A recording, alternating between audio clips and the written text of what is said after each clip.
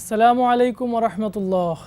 ইন্নাল হামদালিল্লাহ ওয়াসসালাতু ওয়াসসালামু আলা রাসূলিল্লাহ ওয়া আলা আলিহি ওয়া আসহাবিহি ওয়া মান ওয়ালা, আম্মা বাদ। সুপ্রিয় দর্শক, মাহে রমাদানের এই গুরুত্বপূর্ণ সময়ে আপনাদেরকে স্বাগত জানাচ্ছি আপি ম্যাঙ্গো ফ্রুট ড্রিঙ্ক নিবেদিত সওয়াল জবাব অনুষ্ঠানে, powered by Baxy fabrics, co sponsor RICLTMX। আপনাদের সাথে পুরো অনুষ্ঠান জুড়ে আছি আমি মোহাম্মদ সাজিদুল ইসলাম। আমাদের অনুষ্ঠানে আমরা প্রতিদিনের ন্যায় আজকেও একজন ইসলামিক স্কলারকে আমন্ত্রণ জানিয়েছি। আমাদের মেহমানের সাথে আপনাদেরকে পরিচয় করে দিচ্ছি। আমাদের সাথে আজকে উপস্থিত আছেন আনোয়ারা কলেজের সহকারী অধ্যাপক মাওলানা আব্দুর রাজ্জাক স্যার। আসসালামু আলাইকুম ওয়া রাহমাতুল্লাহি ওয়া বারাকাতুহু। ওয়ালাইকুম আসসালাম ওয়া রাহমাতুল্লাহ। স্যার কেমন আছেন? আলহামদুলিল্লাহ। তো স্যার, আমাদের আজকের প্রশ্ন হচ্ছে ইফতারের ফজিলতটা সম্পর্কে যদি একটু বলতেন স্যার। ইন্নাল হামদালিল্লাহ ওয়াসসালাতু ওয়াসসালামু আলা রাসূলিল্লাহ। রাসূলুল্লাহ সাল্লাল্লাহু আলাইহি ওয়াসাল্লাম ইরশাদ করেছেন, মান ফাত্তারা সাইমান মিথলু আজরিহি লা ইয়ানকুস মিন। রাসূল সাল্লাল্লাহু আলাইহি ওয়াসাল্লাম বলেছেন, যে ব্যক্তি কোনো ব্যক্তিকে কাউকে ইফতার করায় দুজনে সমান সওয়াব পাবে, লা ইয়ানকুস মিন, দুজনের মধ্যে কারো কোনো সওয়াবের মধ্যে কমতি হবে না। রাসূল সাল্লাল্লাহু আলাইহি ওয়াসাল্লাম বলেছেন, কি দিয়ে ইফতার করলে সওয়াব বেশি হবে? যদি তুমি খেজুর না পাও তাহলে হাসা হাসাওয়াতি মিন মাইন, এক ডোক পানি দিয়ে কি করো? ইফতার পরিবেশন করো বা ইফতার করো। কোন বস্তু দিয়ে ইফতার করলে উত্তম? 1 নম্বর খেজুর, 2 নম্বর পানি। এই দুটি জিনিস যদি না পাওয়া যায়, আপনি এমন জায়গা আছেন, এমন জায়গা অবস্থান করছেন যে আপনি পানিও নাই, খেজুরও নাই, কোনো বস্তু নাই, তখন আপনার দায়িত্ব, নিজের দায়িত্ব কিভাবে ইফতার করবেন? নিয়ত করবেন ইন্নামাল আমালু বিন্নিয়াত, যে আমি রোজা ভেঙে ফেললাম। রাসূল সাল্লাল্লাহু আলাইহি ওয়াসাল্লাম বলেছেন, লা ইয়াজালুন নাসু বিখাইরিন মা আজ্জালুল ফিতরাহ, লোকেরা ততদিন কল্যাণের মধ্যে অবস্থান করবে যতদিন অবিলম্বে লোকেরা ইফতার করবে। রাসূলুল্লাহ সাল্লাল্লাহু আলাইহি ওয়াসাল্লাম আরো বলেছেন, মান হাব্বা ইলাইয়া, যে আমি ওই ব্যক্তি আমার কাছে সবচেয়ে বেশি প্রিয় যে ব্যক্তি যথাসময়ে কি করে? ইফতার করে।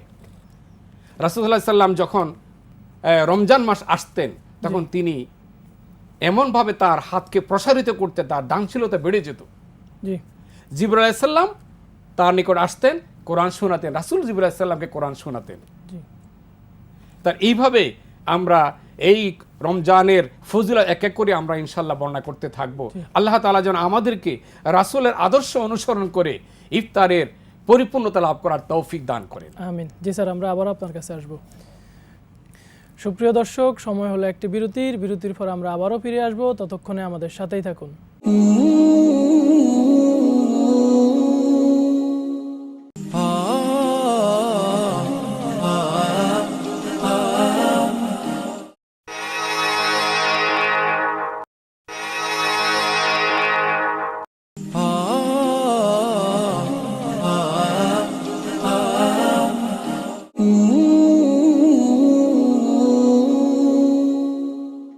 সুপ্রিয় দর্শক, বিরতির পর আমরা আবারও ফিরে এলাম আপি ম্যাঙ্গো ফ্রুট ড্রিঙ্ক নিবেদিত সওয়াল জবাব অনুষ্ঠানে, powered by Baxy fabrics, co sponsor RICLTMX।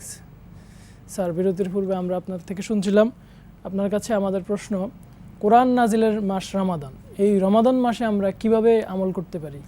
শাহরু রমাদান আল্লাযী উনজিলা ফীহিল কুরআন হুদান লিন-নাস ওয়া বায়্যিনাতিন মিনাল হুদা ওয়াল ফুরকান ফামান শাহিদা মিনকুমুশ শাহর ফালিয়াসুম।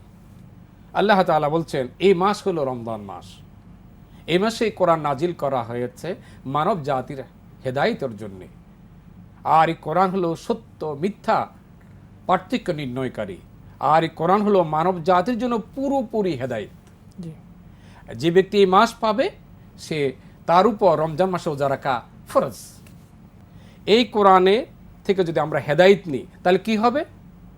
রাসূল সাল্লাল্লাহু আলাইহি ওয়াসাল্লাম বলছেন, আস-সাওমুল কোরআন ইয়াশফাআন লিল-আবদ ইয়াউমাল কিয়ামা। সওম এবং কোরআন কিয়ামতের ময়দানের দিন বান্দার জন্য আল্লাহর দরবারে সুপারিশ করবে। এই সুপারিশ প্রাপ্ত যদি হতে হয় তাহলে ওয়াতাসিমু হাবলিল্লাহি জামিআন ওয়া লা তাফাররাকু, তোমরা আল্লাহর রজ্জুকে দৃঢ়ভাবে ধারণ করো, পরস্পর বিচ্ছিন্ন হইও না। তাহলে সকল মুসলিম মুসলিমাত, মুমিন মুমিনাতের উপর আল্লাহ তাআলা রোজা ফরজ করেছেন, যদিও 4টি কারণ ছাড়া অতিবৃদ্ধ, মুসাফির, তার দুগ্ধপুষ্য শিশুর মা, অন্তঃসত্ত্বা মা, ইচ্ছে করলে সে রোজা রাখতে পারে, নাও রাখতে পারে, সুতরাং এটা তাদের উপর ছেড়ে দেওয়া হয়েছে। আর যদি না রাখে তাহলে একজন মিসকিনকে তার সাধ্য অনুযায়ী তাকে খাবার পরিবেশন করবে। এই কোরআন, এই নাজিলের মাস, আমাদের দায়িত্ব কর্তব্য কি? যারা আমরা কোরআন পড়তে পারি না বুঝে বুঝে, অথবা মোটেই কিছু করতে পারি না, তাদের দায়িত্ব হলো অন্তত এই মাসে এই সুযোগ করে 1 ঘন্টা কোরআন শুদ্ধ করে পড়া।